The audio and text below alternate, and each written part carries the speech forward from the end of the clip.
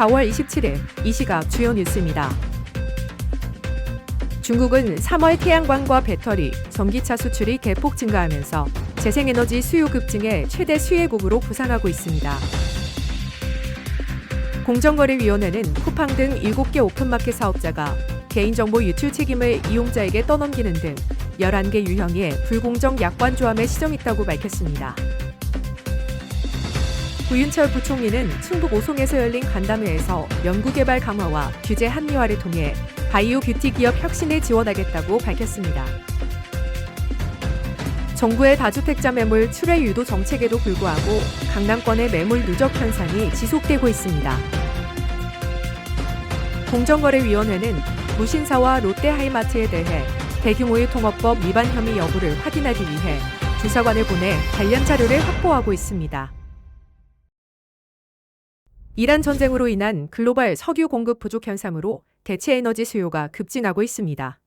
이에 따라 재생에너지 강국인 중국은 태양광 기술과 배터리, 전기차 수출에서 사상 최고 기록을 경신하며 큰 수혜를 받고 있습니다. 전문가들은 화석 연료 가격 상승이 태양광 산업의 성장을 가속화하고 있다고 분석합니다. 중국은 이미 대규모 녹색 에너지 산업 투자를 통해 에너지 자금률을 높이고 석유 부족 위기에 대비해 왔으며 국제사회에서도 에너지 전환 파트너로 자리매김하고 있습니다. 공정거래위원회가 쿠팡, 네이버, 컬리, SSG닷컴, 지마켓 등 7개 오픈마켓 사업자의 이용 약관을 심사한 결과 총 11개 유형의 불공정 약관 조함을 시정했습니다. 개인정보 유출 사고 발생 시 사업자 귀책 여부와 관계없이 책임을 면제하고 이용자가 손해를 부담하도록 한 조항이 삭제되거나 귀책 사유에 따라 부담을 지도록 약관이 개정됩니다. 입점업체와 소비자 간 거래에서 손해가 발생할 경우 사업자에게 귀책 사유가 있다면 책임을 지도록 플랫폼의 중개자 책임도 명확해졌습니다. 쿠팡이 일방적으로 이용자의 결제 수단을 임의로 사용하던 조함은 이용자가 지정한 순서에 따라 결제가 이루어지도록 변경됐으며 입점업체 정산을 자의적으로 보류하던 관행에도 제동이 걸렸습니다. 구윤철 부총리는 27일 충북 오송 이니스트에스티를 방문해 바이오 뷰티 분야 중소기업 대표들과 간담회를 열고 기업 혁신의 중요성을 강조했습니다. 그는 연구개발 투자와 품질 안전성 고도화, 규제 합리화를 통한 다각적 지원 방안을 제시하며 대기업과 중소기업의 상생 생태계 필요성을 언급했습니다. 참석 기업들은 현장 맞춤형 정책 지원을 요청했고 정부는 제기된 의견을 검토해 향후 정책 수립과 제도 개선에 반영할 계획이라고 전했습니다. 이번 간담회는 기업혁신 지원 민관협의체 2차 회의의 일환으로 진행됐습니다. 정부의 다주택자 매물 출회 유도 정책에도 불구하고 강남권의 매물 누적 현상이 지속되고 있습니다. 국토교통 부실거래가와 아실 데이터를 분석한 결과 지난 3월 한담벨트 7개 구의 매물 흡수율이 36.9%로 강남 3구와 용산구의 16.6%보다 2배 이상 높은 것으로 나타났습니다.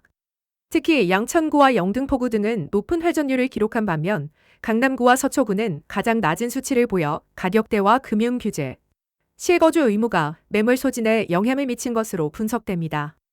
이에 따라 강남권에서는 시장 수급 불일치 현상이 심화되고 있습니다. 공정거래위원회는 무신사와 롯데하이마트에 대해 조사관을 보내 대규모 유통업법 위반 혐의를 잡고 관련 자료를 확보하고 있습니다. 공정거래위원회는 이들 사업자가 대규모 유통업법에서 금지하는 부당 반품, 판촉비 전가 또는 불이익 제공 여부를 살펴보고 있습니다. 현재 현장 부서를 통해 제출된 자료를 검토하고 있으며 위법성 여부를 중심으로 사실관계를 확인하고 있습니다. 조사 결과에 따라 필요한 조치가 결정될 전망입니다. 네이버 최수연 대표는 아시아 최대 기술 컨퍼런스인 스시테크 도쿄 2026에서 인공지능이 단순한 기술을 넘어 사회 인프라로서의 역할을 하고 있다고 강조했습니다.